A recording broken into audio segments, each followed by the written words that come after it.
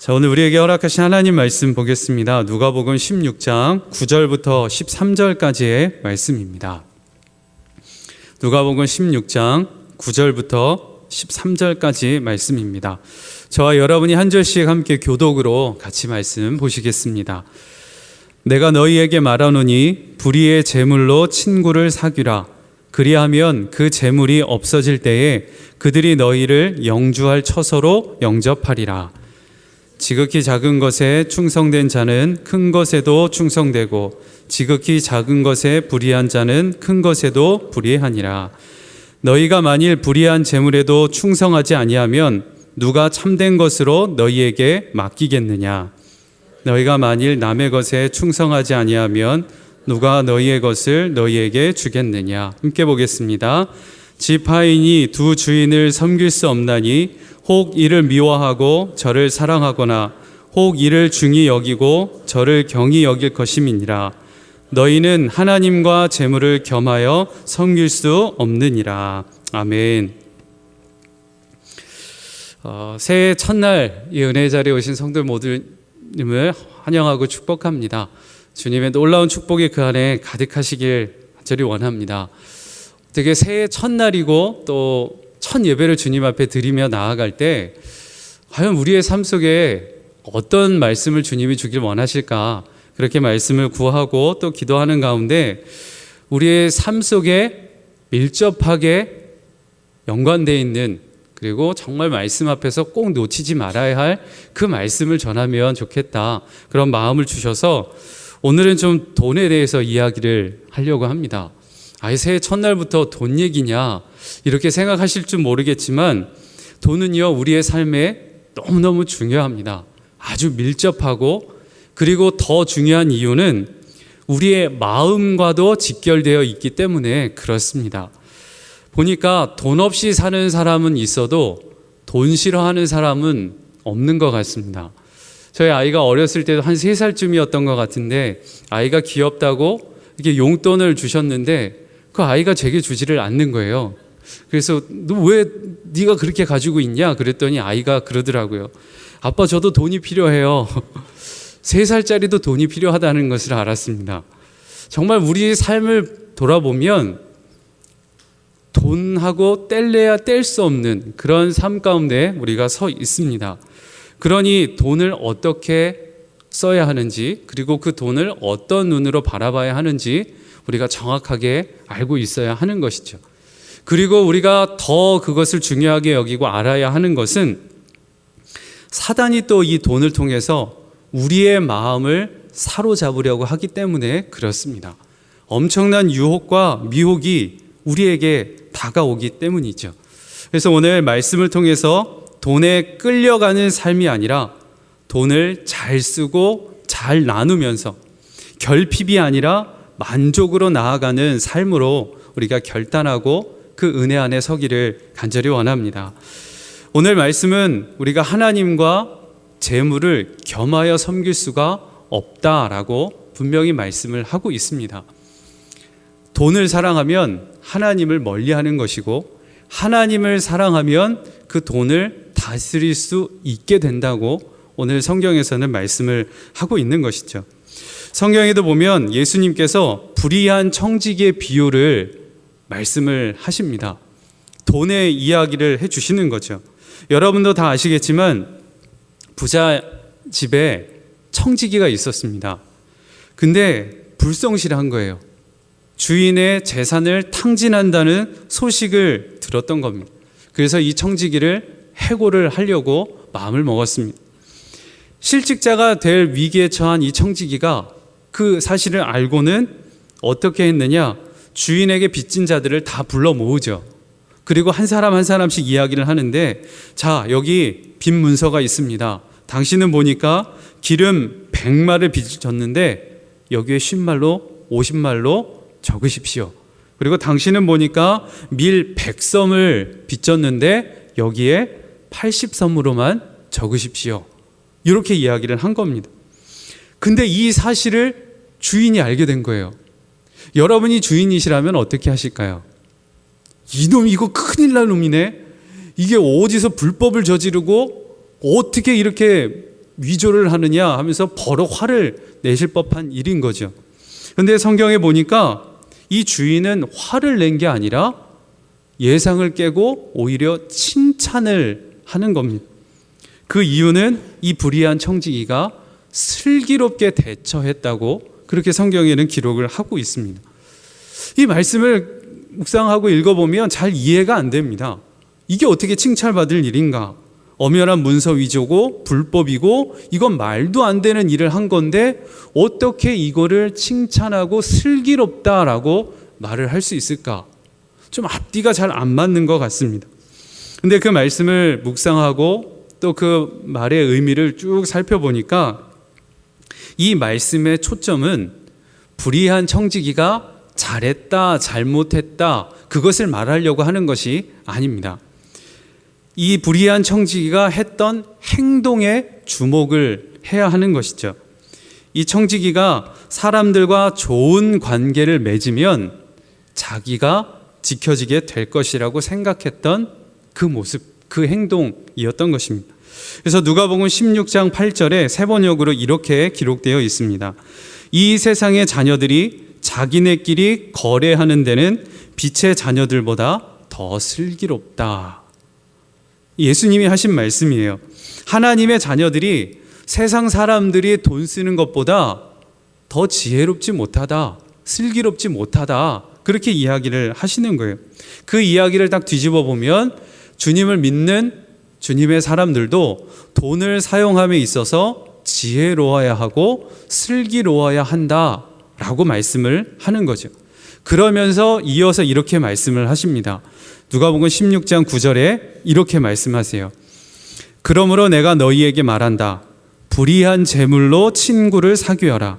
그래서 그 재물이 없어질 때에 그들이 너희를 영원한 처소로 맞아들이게 하여라. 이렇게 예수님이 말씀을 하셨습니다. 이 말씀은요, 거짓으로, 그러니까 수단과 방법 가리지 말고 돈 잘 벌어서 사람들 사귀어야 된다? 그거 아닌 거죠.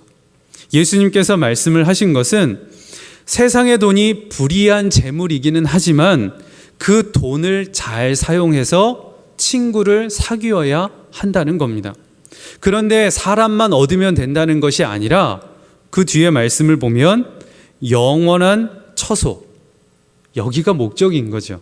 사람의 마음을 얻는 것으로 끝이 아니라 세상의 유익을 얻기 위해 돈을 쓰는 것이 끝이 아니라 이 돈을 사용해서 사람의 마음을 얻고 사귐을 가져서 영원한 처소인 구원에 이를 수 있도록 하나님의 영광이 이르게 되도록 그 돈을 사용해야 된다라고 예수님이 말씀을 하신 것입니다.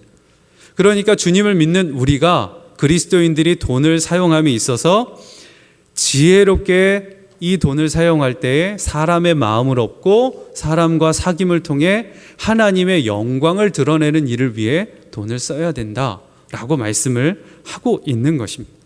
그것을 우리에게 말씀해 주시고 이 땅을 사는 동안 돈에 휩쓸려서 끌려갈 것이 아니라 이 목표, 목적을 가지고 돈을 사용해야 된다 말씀을 하시는 것입니다.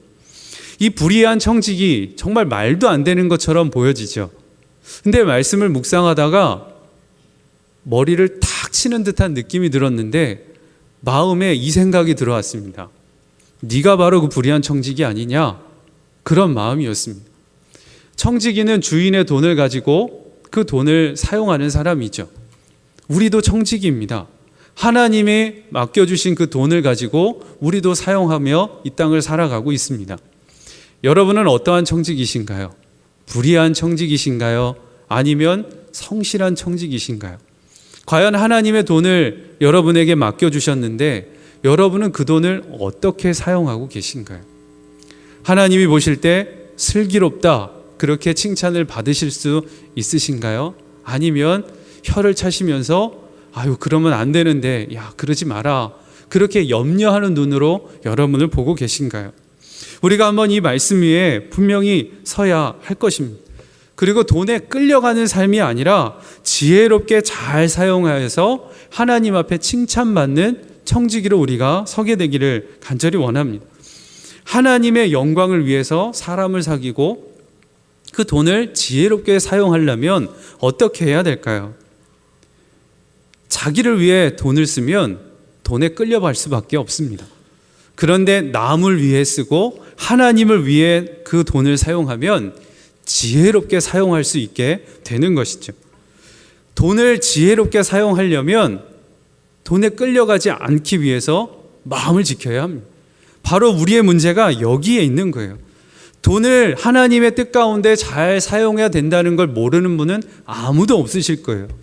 근데 문제는 그게 안 되는 거죠. 왜 안 되느냐? 그 돈의 마음을 빼앗기고 돈에 휩쓸려가고 그 돈을 사용할 때 나도 모르게 그 돈 때문에 마음이 바뀌어져 가기 때문에 그런 것입니다. 돈은요, 우리의 마음을 담는 그릇이기도 하고 우리의 마음을 훔쳐가는 강력한 존재이기도 합니다. 그래서 돈에 대해서 우리가 잘 알고 있어야 하고 경계하면서 지혜롭게 사용할 수 있어야 하는 것입니다. 돈에 대해서 묵상도 하고 좀 자료들을 찾아보니까 이 돈, 지폐라고 하는 것도 그냥 종이로 만들어지는 게 아닌 것을 알게 됐습니다. 이 지폐에 보면 그 도안, 그림들이 있는데 그것에도 의미들이 있습니다. 좀 화면을 한번 보시면 우리나라 지폐가 쭉 있죠. 1,000원짜리, 5,000원짜리, 만원짜리, 5만원짜리 뭐 익숙한 지폐의 모습일 겁니다. 저 지폐들을 쭉 보시면 그 돈 안에 인물들이 들어 있습니다. 사람 누군지 다 아실 만한 인물들이 있습니다. 자, 그리고 또 하나의 화면을 보시면 이 화면은 유로입니다. 유럽 공동체의 그 유로입니다. 10유로, 50유로, 100유로, 500유로. 이 지폐 도안을 보면 사람이 있는 게 아니라 건축 양식이 들어 있습니다. 왜 다를까요? 우리나라는 사람의 그림이 있는데 왜 유로에는 건축 문화가 담겨 있을까요?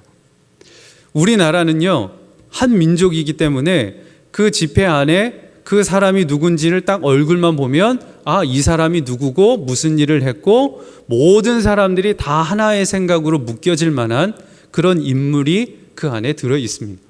그런데 유로는 유럽의 많은 연합들이 모여 있기 때문에 어느 나라의 인물을 딱 세우면 다른 나라에서는 그 사람을 모를 수도 있고 오히려 적대 관계가 될 수도 있는 거죠. 예를 들자면 프랑스의 나폴레옹 같은 인물은 프랑스에서는 굉장히 추앙받는 인물이지만 그 주변에서의 나라는 적대할 만한 인물인 거죠. 사람을 세울 수가 없는 거예요. 그런데 이 많은 나라들을 하나로 묶어낼 수 있는 게 뭐냐? 유럽에 가서 보시면 아시겠지만, 그리고 사진을 보셔도 아시겠지만 다 그 건물이 그 건물입니다. 건축 문화로 모두가 다 공통되어 있는 거죠. 유럽에 있는 사람들을 하나로 묶어낼 수 있는 길은 바로 저 건축 문화인 것. 그래서 저 돈을 볼 때마다 우리는 하나다, 우리는 하나로 묶여져 있다라고 하는 것을 보여주는 거예요. 그러니까 저 돈 하나만 봐도요, 그냥 종이인 것 같지만 그 안에 사람의 의도가 들어있고 생각이 그 안에 들어있는 것입니다. 우리가 돈에 가져야 할 생각은 돈은 그냥 돈이 아니라는 것입니다. 중립적일 수가 없는 거예요. 저 그림 하나만 봐도, 도안 하나만 봐도 돈에는 사람의 생각이 들어있고 그 안에 마음이 들어있다는 것입니다. 그러니까 어떤 마음을 갖느냐에 따라서 돈에 따라 휩쓸려 갈 수도 있고 그 돈에 마음을 지키며 설 수 있게 되는 것이죠. 성경에서도 그것을 이야기하고 있습니다. 마태복음 6장 21절에 보면 내 보물이 있는 그곳에는 내 마음도 있느니라. 마음을 어디에 어떻게 두느냐에 따라서 지갑을 여는 게 달라진다는 거예요. 내 생각을 어떻게 하느냐에 따라 마음을 지킬 수도 있고 달라질 수가 있는 것이죠. 마귀가 이것을 아는 거예요. 그래서 마귀는 돈을 통해서 우리의 마음을 훔치려고 하는 겁니다. 마음을 어둡게 하려는 거예요. 그래서 돈으로 인해 그 마음에 염려를 심어주거나 아니면 두려움에 떨게 만드는 거예요. 절망하게 만들고 포기하게 만드는 거죠. 돈이 뭔데요? 그냥 물건 주고 사면 때 쓰는 거 아닌가요? 근데 왜 돈이 없다고 해서 염려가 밀려오고 두렵게 되고 절망하고 싶고 포기하고 싶어지느냐 말입니다. 그 돈 안에 우리의 생각이 들어있고 마음이 담기기 때문에 그런 것입니다. 이 돈을 통해서 마귀는 우리의 마음을 어둡게 만들고 하나님을 바라보지 못하게 만들려고 하는 것입니다. 돈을 그냥 돈으로 대해서는 안 되는 것이죠. 돈 걱정 없는 우리 집 지원센터의 김의수 센터장이 재정 관리에 대한 강의하는 것을 보았습니다. 이 센터장에서 이 재정 관리 강의를 하는데 우리가 지금 살고 있는 이 현실의 삶을 아주 피부로 와닿게 이야기해 주는 부분이 있어서 좀 같이 이야기를 좀 나눴으면 좋겠습니다. 우리의 주변의 현실을 보면요, 맞벌이 하면서 살기에도 정말 너무 힘든 시대가 지금 이때입니다. 우리 한국의 물가는요, 정말 세계적인 수준이죠. 너무 비싸서 이제는 10,000원 한 장 들고 나가서 뭘 사려고 해도 별로 이렇게 손에 들려지는 게 없을 만큼 물가가 상당히 비쌉니다. 이 물가가 정말 높다, 비싸다라고 느껴지는 것 중에 가장 피부로 와닿는 건 뭐냐? 자녀 교육비 부담일 것입니다. 아이 한 명 교육시키려고 하면 그 돈이 얼마나 드는지 모릅니다. 그래서 그것을 통계로 한번 쭉 내보니까 자녀 한 명을 키워서 대학까지 보내는데 드는 돈이 얼마냐면 한 2억 5천만 원 정도까지 든다고 합니다. 상당한 비용이죠.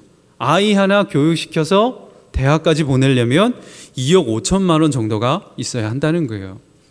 저는 아이가 셋이니까요. 얼마나 들까요? 뭐 상상도 못할 만한 엄청난 돈이 든다는 거예요. 이 한국 사회 안에서. 그러니 얼마나 힘들겠어요. 그리고 또 더 좀 피부로 와닿는 이야기를 해본다면 우리나라 GDP가 한 3만 달러 넘어섰다고 참 기뻐하지요. 근데 그것을 보면요, 마냥 기뻐할 일만은 아닌 것 같아요.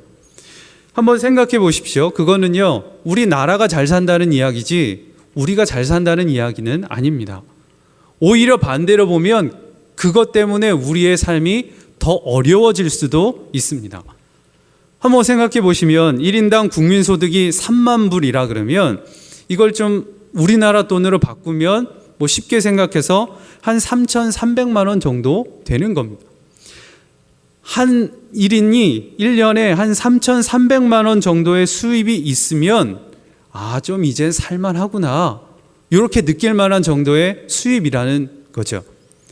3,300만 원 정도의 수입이 있으면 좀 살아갈 만하구나 이렇게 느껴진다는 건데, 그러면 3,300만 원의 수입이 없다면 어떨까요?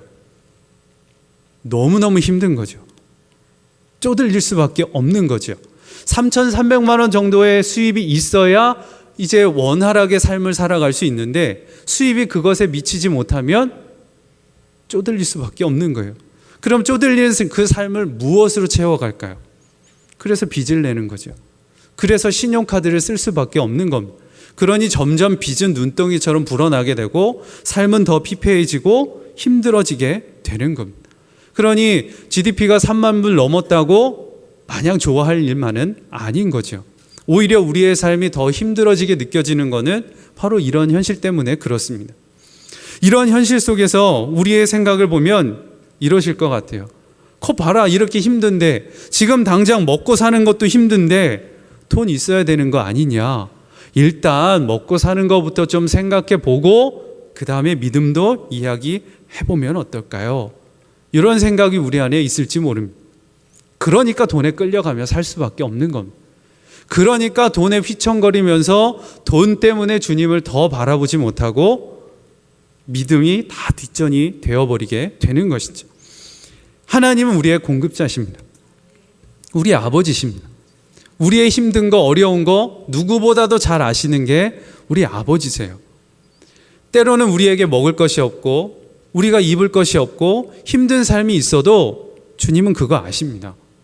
그런데도 그 자리에 두시는 이유는 그것을 통해 하나님이 하실 목적이 있고 뜻하심이 있기 때문인 것입니다. 이것을 신뢰하고 믿고 그것을 바라보고 나아가면 마음을 지킬 수 있습니다. 그런데 이 믿음을 바라보지 못하고 그것을 뒷전으로 다 놓친 채 현실과 처지에 묻혀서 돈에 끌려가 버리면 믿음은 뒷전이 되고 주님을 더 붙들 수 없게 되어버는 거죠. 그러면 마귀는 뒤에서 박수를 치면서 쾌재를 부르게 되는 겁니다. 돈에 대해서 우리의 마음을 분명히 지켜야 하는 것입니다. 우리의 마음에 이렇게 돈에 끌려가는 가장 큰 이유가 뭘까? 우리에게 참조틀이라고 하는 게 있다고 합니다. 이 참조틀이 뭐냐면 비싸다, 싸다, 이것을 기준 삼는 내 안에 상대적인 기준이 참조틀이라는 거랍니다. 우리 모두에게 다 있다는 거예요. 근데 모두의 마음속에 기본적으로 있는 것 중에 하나가 뭐냐면 요즘 기죽지 않고 살려면 이 정도의 기준이 되어야 한다는 거예요. 한번 그런지 아닌지 한번 보세요. 집에 차 한 대는 좀 있어야 하고요. 1년에 적어도 해외여행 한 번쯤은 그래도 나가봐야 하고, 집은 한 30평쯤 살아야 그래도 중간 정도 사는구나 이렇게 생각을 하고, 집에 가보면 명품백 한두 개 정도는 좀 있어서 중요한 자리 나갈 때 메고 나갈 만한 것이 있어야 하고, 또 외식은 그럴듯한 곳에서 그래도 한 달에 한두 번 정도는 외식을 할 수 있는 요 정도의 수준이 되어야 그래도 중간쯤 살지 않겠나, 요렇게 생각하는 게 참조틀이라는 겁니다. 그런 게 우리 마음마다 다 있으실 겁니다. 조금 높낮이는 있어도 자기 스스로 생각하는 그런 틀들이 다 있으실 거라는 거예요. 그 참조틀이 우리의 마음을 누르는 거죠. 서로가 서로를 비교하면서 다른 사람은 이 정도인데 나는 왜 이 정도밖에 안 될까? 그런 생각이 내 마음을 누르고 힘들게 하면서 비교하면서 자기 스스로를 깎아내리게 되는 거예요. 그걸 누구보다도 잘하는 게 누굴까요? 마귀죠. 마귀 그것을 잘 아니까 자꾸 부채질하고 세상의 눈으로 그 마음을 충동질하고 뒤에서 등 떠미는 거예요. 그걸 우리가 알지 못하면 세상에 바로 휩쓸려서 그 유혹에 넘어져 버리면서 자기가 자신을 비관하면서 포기하고 싶고 절망하고 싶고 무너지고 싶은 마음이 내 안에 밀려오게 된다는 겁니다. 바로 이 참조틀을 깨부셔야 하는 겁니다. 그런데 너무 힘든 것은 내 스스로 아니지라고 한다고 해서 그게 깨질 수 있는 게 아니라는 겁니다. 그럼 어떻게 할까요? 그래서 예수님이 우리에게 오신 겁니다. 내 스스로는 그것을 깨부술 수 없고 그것을 이길 수 없지만 예수님이 우리에게 오신 것입니다. 그 모든 죄가와 그 모든 유혹들을 친히 담당하시고 그것들을 끌어낼 수 있는 힘을 우리에게 주셨습니다. 그 힘이 무엇이냐? 주님을 그 누구보다도 신뢰할 수 있는 힘을 우리에게 주셨다는 것입니다. 마태복음 25장에 보면 달란트 비유가 나옵니다. 주인이 이제 타국으로 일이 있어서 갈 때 세 종을 부르죠. 그리고 각각 종들에게 달란트를 맡깁니다. 한 종에게는 5달란트를 맡기고 한 종에게는 2달란트를 맡기고 한 종에게는 1달란트를 맡깁니다. 그리고 이제 일을 다 마치고 돌아왔을 때 각 종들을 불러서 자 이제 어떻게 했느냐 딱 놓고 보니까 5달란트 받은 종은 10달란트를 만들고 2달란트 받은 종은 4달란트를 만들고, 근데 1달란트 받은 종은 땅속에 묻어놨다가 그냥 가지고 왔습니다. 왜 이 1달란트 받은 종은 땅에 묻어놨다가 그냥 가지고 왔을까요? 주인에 대한 신뢰가 없었던 거죠. 마음이 없었던 거예요. 이 종이 불렀을 때 그 종의 마음을 어떻게 표현하고 있냐면 마태복음 25장 25절에 보면 그 종을 향해서 주인을 향해서 두려워하여 나가서라고 이렇게 표현되어 있습니다. 이 종은 주인을 두려워했다는 거예요. 신뢰하는 마음이 없었다는 거예요. 왜 그런 마음이었을까요? 한번 짐작해 보면 이런 마음이었을 겁니다. 왜 쟤는 5달란트 주고 왜 얘는 2달란트 주는데 왜 나만 1달란트예요? 이거 너무한 거 아닙니까? 왜 저를 이렇게 싫어하시는 겁니까? 이거 너무한 거 아닙니까? 에이 안 해. 뭐 해서 뭐해? 이 땅속에나 묻어놓지. 괜히 이거 했다 까먹었다가 괜히 더 욕먹으면 어떻게 해? 에이 그냥 묻어놨다가 그냥 그대로 돌려주자. 그리고 돌려줬을 거라는 겁니다. 주인을 향한 어떤 신뢰나 믿음 이런 게 하나도 없었던 거예요. 그냥 맡겼으니까 그대로 갖다 줬던 거죠. 다른 종하고 비교하면서 그 마음의 낙심과 절망이 그 모든 것들을 무너뜨렸던 겁니다. 근데 만약 한번 생각을 바꿔서 돈으로 기준을 삼는 게 아니라 주인을 향한 신뢰의 눈으로 그 상황을 봤으면 아마 이렇게 달라졌을 겁니다. 이 한 달란트도 솔직히 적은 돈이 아니거든요. 지금 우리 시세로 따지면 1달란트는 한 6억 정도에 되는 돈입니다. 어마어마한 돈인 거죠. 한 달란트를 맡겼다고 해서 결코 적은 돈이 아닌 겁니다. 주인과의 이 신뢰의 관계에서 이 상황을 보면 이렇게 생각할 수 있을 거예요. 저 하인 쟤는 얼마나 능력이 없길래 5달란트, 한 30억 정도를 맡겨야만 쟤는 저 일을 할 수 있겠나? 그리고 얘는 2달란트, 아이고 12억 정도를 맡겨야만 뭘 할 수 있으니 얼마나 능력이 없는 거야. 주인은 나를 얼마나 믿어줬기에 6억 정도만 있으면 얼마든지 일을 다 할 수 있겠다고 믿어주셨겠나. 그러니까 이렇게 조금만 주셨던 거 아니겠어? 이거 가지고 내가 한번 주인의 기대에 부응에 맞춰서 잘 해봐야지. 주인을 믿으면 생각이 이렇게 달라질 수 있는 거예요. 돈을 보면 자기 자신이 부족해 보이고 실망스럽고 절망하게 되지만 주인을 바라보고 그 주인을 향한 마음이 분명하면 생각이 달라지고 행동도 달라지고 삶도 달라질 수 있게 되는 거죠. 우리가 무엇을 보느냐에 따라 달라질 수 있게 된다는 겁니다. 사단은요, 끊임없이 우리로 하여금 돈을 보게 만드는 거예요. 누가 돈이 많고 누가 많은 것을 가졌고 누가 얼마나 누리고 있는지 끊임없이 그것을 보게 하고 그것을 비교하게 만들고 그것을 비교하면서 내 마음을 무너뜨리려고 하는 거예요. 그런데 주님께서는 우리에게 오셔서 그걸 볼 게 아니라 주님을 봐야 한다고 말씀을 하시는 겁니다.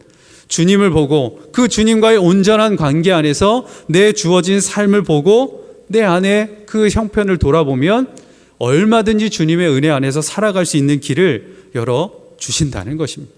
우리가 이것을 기억하고 속지 말아야 하는 거예요. 한번 우리 마음 안에 사단이 속이는 이런 생각들이 들어와 있지 않은지 한번 점검해 보셨으면 좋겠습니다. 사단이 주는 대표적인 생각이 바로 이거예요. 믿음도 좋지만 돈도 더 중요해. 돈만 있으면 되지 않겠냐? 라고 하는 생각입니다. 인터넷에 올라온 글인데 한번 그 글을 보다가 너무너무 재밌기도 하고 생각을 좀 해보게 하는 글인 것 같아서 제가 한번 따왔는데 읽어드리겠습니다. 한번 여러분도 읽어보시면서 나는 어떤 생각이 드나 한번 그렇게 점검해 보시면 좋겠습니다. 결혼 3년 차 남편, 저 나이 33살입니다. 제목 그대로 남편은 무직입니다. 올해로 7년째요. 남편 집은 엄청 잘 사는 것은 아니지만 그냥저냥 그래도 시부모님이 도움 좀 주셔서 감사하게 40평대 자가에 살고 있고요. 남편은 서울 변두리 건물에서 세를 받고 있습니다. 세 받은 지는 3년 조금 넘었는데 엄청 큰 건물의 건물주 이런 건 아니고 그냥 5층짜리 작은 상가예요. 결혼하기 전 남편은 약속했어요. 본인은 회사같이 얽매이는 곳은 못 다닌다고. 그치만 프랜차이즈 자영업이든 뭐든 일은 하겠다고. 그 말 믿고 결혼했는데 3년째 여전히 세 받는다는 빌미로 집에서 게임만 하고 놀고 있습니다. 취미가 게임이라 어디 밖에 나가지도 않습니다. 참고로 저는 결혼 전부터 일을 했고 앞으로도 쭉 할 예정입니다. 돈을 떠나서 그냥 생산적으로 뭔가를 하면서 사는 게 저는 좋아요. 그래서일까요? 서로의 가치관의 문제인지 일하고 집에 와 맨날 같은 자리 같은 자세로 게임하고 있는 남편을 보면 뭔가 집안의 모든 경제적인 부분을 제가 다 관리하고 있는데 이것저것 낼 걸 다 내고 매달 순수하게 남편 명의로 들여오는 월세가 970만 원 정도 되고요. 제 월급은 세후 340만 원 정도 돼요. 잔소리를 안 하려고 마음 먹고 있다가도 이따금씩 저도 모르게 참고 참다 한 소리씩 하게 되는데 그때마다 남편은 회사 다니면서 한 달에 900만 원 넘게 어떻게 버냐? 난 충분히 가장의 노릇을 하고 있는 거다. 그냥 이렇게 평생 월세 받으면서 게임만 하면서 살고 싶다. 그럼 건물 부모님 드리고 내가 회사 다니면서 월 200-300 정도 벌어오면 좋겠냐? 이렇게 말을 하네요. 이 이야기를 한번 들으면서 여러분은 어떤 생각이 드세요? 아무 일도 하지 않고 집에서 게임만 하고 있는데 월세로 한 970만 원 들어온다는 거예요. 970만 원 들어오니까 된 거 아니냐 이렇게 얘기를 한다는 거예요. 이 이야기를 볼 때 그 밑에 쭉 댓글들이 보니까 야, 돈 들어오면 됐지 뭐가 문제냐 이런 댓글들이 수두룩하더라고요. 여러분 한번 이 이야기를 들어보실 때 여러분은 어떤 생각이 드셨어요? 에휴, 나도 그렇게 돈만 들어왔으면 좋겠다. 혹시 그런 생각이 들지는 않으셨습니까? 내 안에 무엇이 기준이 되고 무엇이 우선이 되는지를 바로 알 수 있게 해주는 생각들인 거죠. 돈이 아무리 많다고 해도 그의 삶에서 하나님의 영광이 없고 하나님이 기뻐하시는 일이 그 안에 삶에 누려지지 않는다면 그 돈은 오히려 덫이 되고 유혹이 될 수밖에 없는 것입니다. 돈을 생명줄처럼 붙들고 살면 두려움이고 염려일 수밖에 없는 거예요. 하나님을 생명줄로 잡아야 하는 것입니다. 은혜 안에 머물러야 하는 거예요. 그러면 그 은혜는 나는 부족해, 나는 너무너무 부족해, 이 마음에 갈급함이 있던 것들을 덮어내주는 거예요. 그리고 돈에서 넘어지지 않도록 우리를 지켜주게 되는 것입니다. 그러니 우리가 돈을 지혜롭게 사용하고 돈에 넘어지지 않는 것은 돈에 끌려갈 것이 아니라 그 유혹에 넘어질 게 아니라 주님을 신뢰함으로 반대로 해야 되는 겁니다. 드는 생각이 있을 때 그 생각에 반대로 하는 거예요. 움켜쥐고 싶으면 오히려 더 나누고, 내가 갖고 싶으면 더 내려주는 거예요. 나눠주고 베풀고 그리고 함께 풀어가는 것입니다. 내 것이라 드는 생각이 있으면 아, 이거 내 거 아니지, 주님 거지, 오히려 주님의 것임을 더 기억하고 주님이 기뻐하시는 것을 해나가는 거예요. 하나님의 은혜 안에 더 깊이 나아가려고 노력하는 겁니다. 그러면 돈에 대한 생각이 달라지게 된다는 거예요. 마태복음 6장 24절 이 말씀에도 보면 한 사람이 두 주인을 섬기지 못할 것이니 혹 이를 미워하고 저를 사랑하거나 혹 이를 중히 여기고 저를 경히 여김이라. 너희가 하나님과 재물을 겸하여 섬기지 못하느니라. 이 말씀이 바로 그것입니다. 마귀는 끊임없이 우리의 마음을 뺏으려고 유혹할 때 우리는 그 반대로 하는 거예요. 하나님의 것을. 그리고 움켜질 마음이 있으면 나눠주고, 내가 가지려고 하면 더 나누고 베풀면서 하나님이 기뻐하시는 일을 위해 우리가 해 나가는 것이죠. 그게 바로 주님이 기뻐하시는 청지기의 삶이요, 돈을 지혜롭게 사용하는 방법이라고 우리에게 말씀해주고 있는 것입니다. 그래서 이 말씀에 비춰서 청지기의 삶을 살아가도록 해주는 세 가지를 제시하고 오늘 말씀을 정리하고자 합니다. 첫 번째는요, 사단이 주는 이 거짓 속임에서 벗어나는 것입니다. 세상은 끊임없이 욕망을 부추깁니다. 사라고, 새 것이 좋다고, 많은 것들이 얼마나 좋은지 모른다고 그렇게 부추기는 거예요. 사실 오늘 이제 설날이라 가족과 이렇게 쉬다가 뭐 할까 싶다가 그냥 마트에 가봤어요. 좀 집에 물건도 사고 함께 시간도 보낼 겸 저 큰 마트를 한번 가봤더니 제 마음에 어떤 생각이 들었냐면 이 많은 물건들이 쫙 정리되어 있는데 저 좀 사가세요, 저 좀 사가세요, 물건들이 꼭 저에게 외치는 것처럼 들려지더라고요. 그런 생각이 드니까 제 안에 무슨 마음이 드냐면 필요 없던 것도 막 필요한 것처럼 느껴지는 거예요. 아, 이거 나 전에 필요했던 것 같은데 이거 사야 되는 거 아니야? 생각도 안 하고 있던 것들이 코 가서 보니까 이거 사야 될 것 같은 막 그런 마음이 들더라고요. 그리고 또 한 번 더 마음을 휘청이게 하는 건 뭐냐? 세일한다고 붙어 있을 때, 세일한다, 특히 큰 값으로 세일한다고 딱 붙어 있으면 이거는 사줘야 될 것 같아요. 그래서 그런 말도 있죠. 이거는 사면 돈 버는 거라고. 그거 다 거짓말이에요. 어떻게 돈을 썼는데 어떻게 돈을 벌겠어요? 그런 식으로 우리의 마음을 부추기는 거예요. 사라고, 그리고 더 좋은 것들을 가지라고 세상은 우리에게 유혹하고 속이려고 하는 겁니다. 그래서 우리가 이 거짓 속임에서 벗어날 수 있는 길 중에 하나는 지출 목록을 써보시는 겁니다. 새해에 딱 가계부 하나 한번 좀 장만하셔서 정말 그때그때 필요한 것들을 목록을 한번 적어보시면 좋겠습니다. 그냥 생각 속에 있다가 아, 이거 사야지 그냥 막 그렇게 사시는 게 아니라 꼭 정말 필요하다라고 여겨지는 것들의 목록을 만들어서 그것들만 구입을 하며 사시는 거예요. 그래서 낭비를 줄이고 재정 지출을 아껴 보시는 거죠. 지난 아둘람 기도회에서 우리 담임 목사님 말씀을 전해주실 때 참 마음에 와닿는 한 부분의 말씀을 해주셨는데 이 부분이었어요. 좋은 음식, 좋은 옷을 따지지 말고 먹을 것과 입을 것이 있으면 족하게 여기며 살아가야 한다. 이게 자족하는 일체의 비결이다라고 말씀해 주셨는데 우리가 이 말을 꼭 기억했으면 좋겠습니다. 세상은요, 계속해서 좋은 게 좋은 거고 멋진 게 좋은 거고 새 것으로 하라고 부추기는 거예요.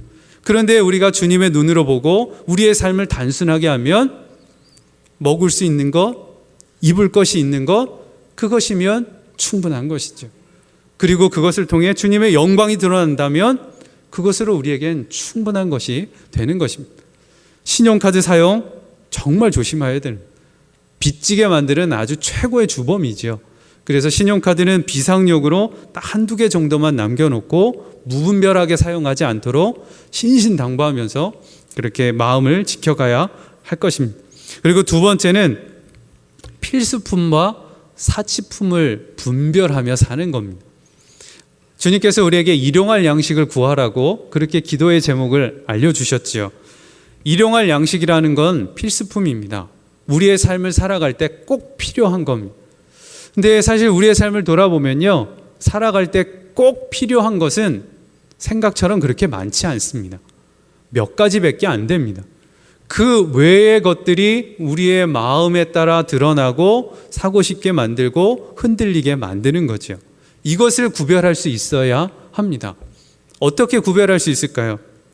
우리의 삶을 단순하게 만들면 됩니다. 우리의 삶을 단순하게 여러 많은 것들에 막 걸쳐 있는 게 아니라 삶을 단순하게 만들면 필요한 것도 단순해집니다. 그리고 그 외의 것들은 굳이 없어도 된다는 게 명확하게 드러나게 되는 것이죠. 그러니 우리의 삶을 주님 앞에 온전히 고정하고 주님이 기뻐하시는 삶으로 나아가야 할 게 무엇인지를 정확하게 알고 그 기준으로 내 삶에 필요한 것과 필요하지 않은 것들을 구분해 내야 하는 것입니다. 그리고 세 번째는 하나님의 소원을 품고 사는 겁니다.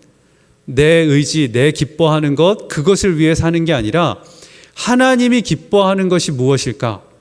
그것을 생각하고 그것을 위해 살아가는 것입니다. 우리는 하나님의 청직이니까요. 하나님의 종이니까요. 주님이 기뻐하시고 원하시는 것을 위해 살아가는 것입니다. 미사남 모임을 할 때 재정에 대한 나눔의 시간이었는데 그때 여러 목사님들과 함께 이야기를 하다가 제 안에 도전을 받은 것이 있었습니다. 하나님의 소원을 품고 주님이 기뻐하시는 일을 위해 재정을 지출해보자 라고 하는 것이었습니다.